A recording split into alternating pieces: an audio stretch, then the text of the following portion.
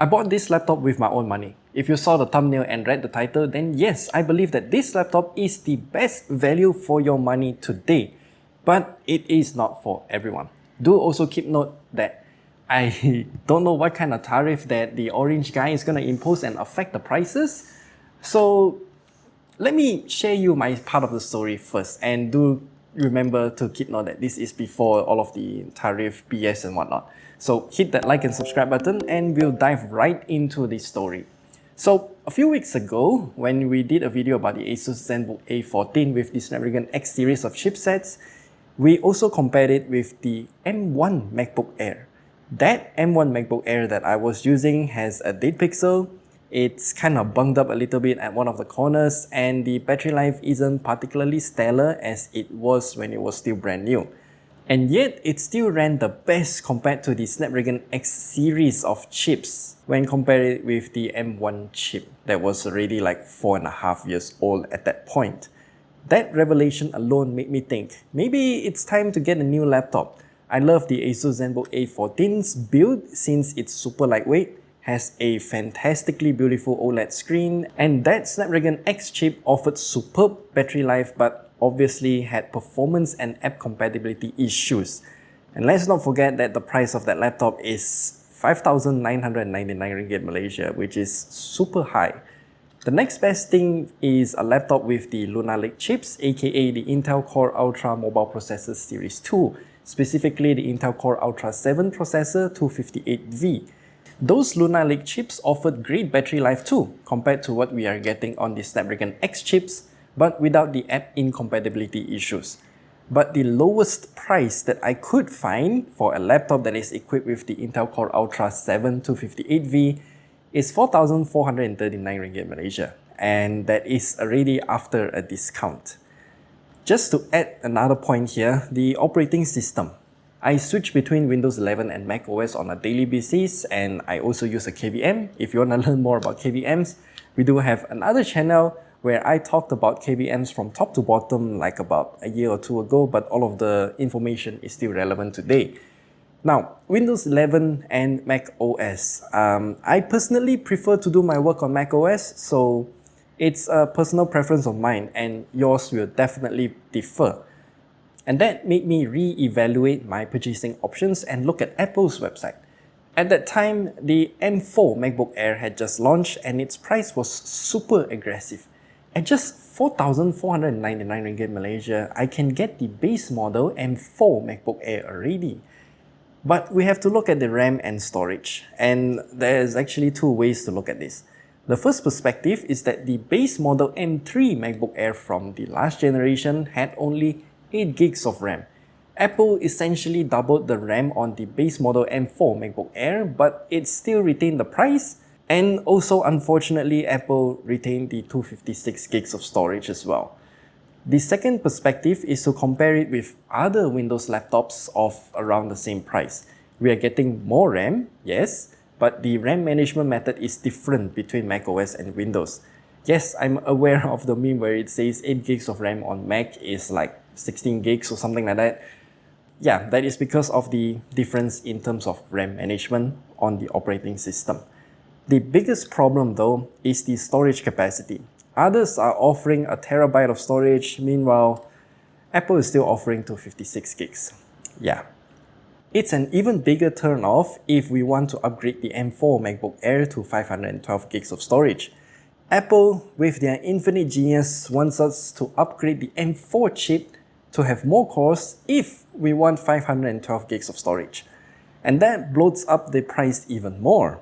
And I guess that's the reason why Apple is the first ever company to hit $3.5 trillion market capital. And that made me say, it, I'll just get the base M4 MacBook Air. Yes, I'm just basic. It will do well for me since it can handle basic DaVinci Resolve editing well, even on battery. That 256 gigs of storage is truly a bummer, but I don't store much things on my laptop anyway since I use an external SSD like this to store all of my work files. And so I made the purchase. I apologize for this trashy video because I was alone and I was too embarrassed to ask someone to film me picking it up. So I got the laptop, got home, stuck this glittery skin on the MacBook Air and added some Nvidia stickers on it because why not? And I've been enjoying this laptop for the past month.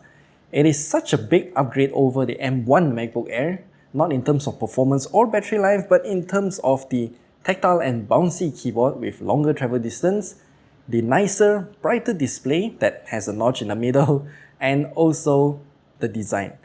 This new design might be controversial since it's essentially a thinner MacBook Pro and it replaced the iconic wedge-shaped MacBook Air, but I actually prefer this design a lot more.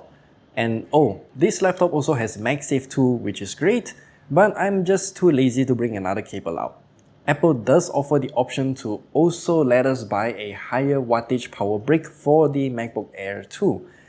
This is because MacBooks in general can take in a higher wattage than it is supposed to be. The default 30-watt charger that came with the M4 MacBook Air is already adequate enough for this laptop, but it can actually take up to 70 watts via USB PD. Essentially, this is the MacBook's way of fast charging. The 14-inch MacBook Pro can take in 96 watts maximum, whereby the 16-inch MacBook Pro can actually take in 140 watts maximum. Now you know why all of the third-party chargers can only support up to 140 watts nowadays. Either way, I would just recommend you to save your money and buy some other multi-port chargers from Ugreen or Anker or any other similar brands. Those chargers have more ports and they can output a much higher wattage, so you can fast charge your laptop and your phone at the same time.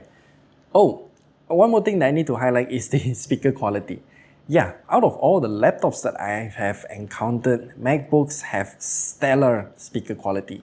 Even for this thin M4 MacBook Air, it sounds surprisingly good.